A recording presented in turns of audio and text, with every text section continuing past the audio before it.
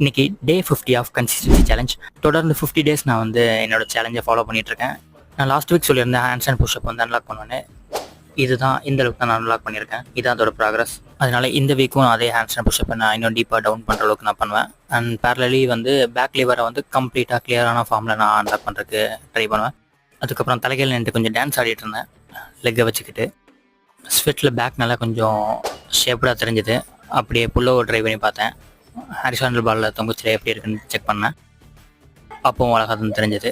So கொஞ்சம் ஹாப்பியாக இருந்துச்சு. அதுக்கப்புறம் ஒரு மசில் அப் ட்ரை பண்ணேன். அதுவும் கிக்கப் பண்ணி தான் மசில் பண்ணேன். 75 டேஸ் கம்ப்ளீட் பண்ண இன்னும் 25 டேஸ் தான் இருக்குது. 50 டேஸ் நம்ம முடிச்சிட்டோம். ஸோ இதுக்கப்புறம் வந்து ஸ்கில் தான் நான் வந்து ஃபுல்லாக ஃபோக்கஸ் பண்ணுறேன். அதனால் வந்து என்னென்ன ஒர்க் அவுட் பண்ணங்கிறத நான் வந்து காமிச்சிட்டே இருந்தேன்னா கன்ஃபார்மாக போர் தான் அடிக்கும்.